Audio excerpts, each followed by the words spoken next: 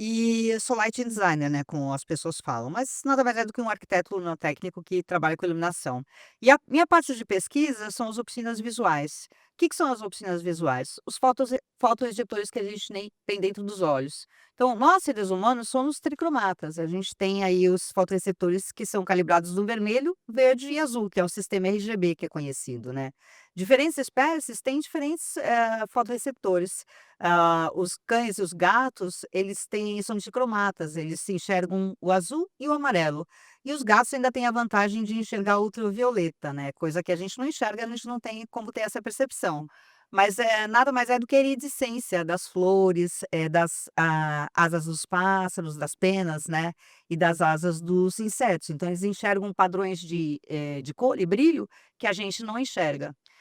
E dentro do nosso sistema visual, a gente também tem um fotoreceptor que é não visual, que é chamado melanopsina, que ele está presente em todos os mamíferos. E esse fotorreceptor que é não visual, ele é calibrado na luz azul. E por que luz azul? Porque o céu é azul, né, obviamente. Quando a gente sai e a gente enxerga um dia normal, a gente vê aquele céu azul e isso passa uma informação para o nosso cérebro de que é dia.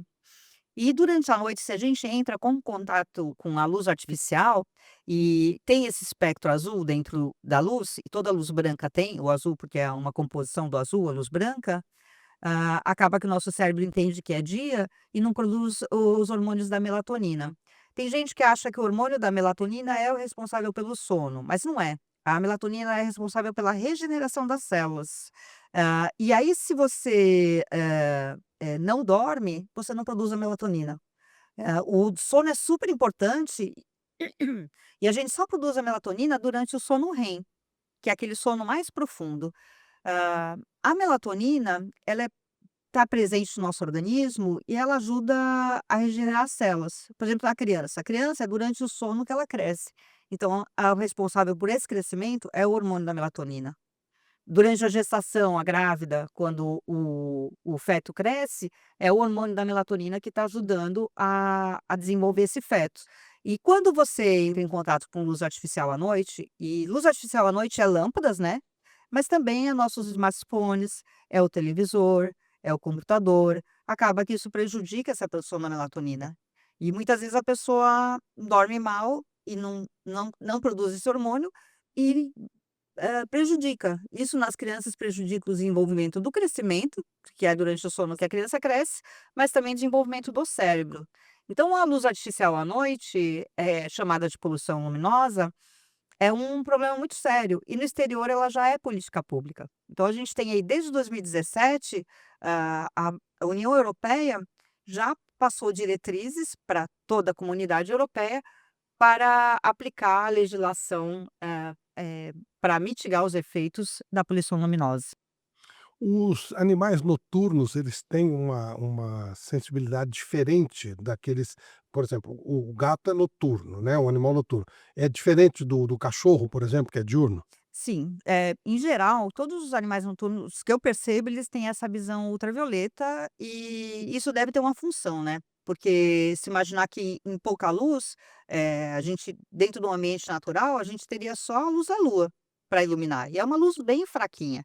Então, eles têm normalmente grande quantidade de bastonetes, né, que o bastonete ele é responsável pela, hã, intensidade de luz que é percebida, então ele enxerga muito em contraste.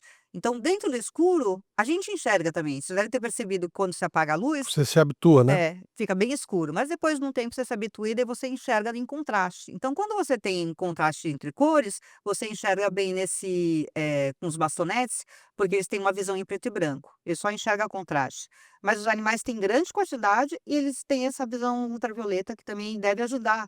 Porque eu imagino, tá, que quando você tem um pássaro voando ou um inseto voando, eles enxergam essa iridescência das penas, e aí eles conseguem capturar esses animais com muita facilidade. Ou seja, é a natureza ajudando na subsistência do gato, por exemplo. É, a natureza é perfeita, né, a gente que acaba estragando tudo, porque quando a gente entra com luz artificial à noite, a luz artificial à noite arrasa tudo. O ano retrasado eu li um artigo sobre as minhocas, né, e até comentei eu estava preparando uma apresentação para o CIP, que foi no começo do ano, e eu comentei com um colega, falei: "Ah, eu vou apresentar a questão da minhoca". Ele falou: "Você é louca, o pessoal já acha que você é doidinha, você vai falar sobre minhoca num congresso internacional?". Eu falei: "Pois é". E eu fiquei encantada com a minhoca, porque a minhoca tem uma vida, fora da terra, durante o ambiente noturno. Então, quando escurece, ela vem para a superfície e na superfície ela come os brotinhos das ervas daninhas e ela também se reproduz ali na superfície, tem os filhos na superfície e durante quando o sol amanhece, que esquenta, eles vão para debaixo da terra.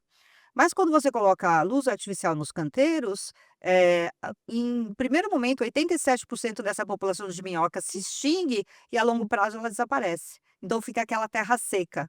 Você deve ver isso nos canteiros onde tem muito tráfego, onde tem sempre luz acesa, você não tem nada, você tem aquela terra batida seca que não cresce nada, não cresce nem grama.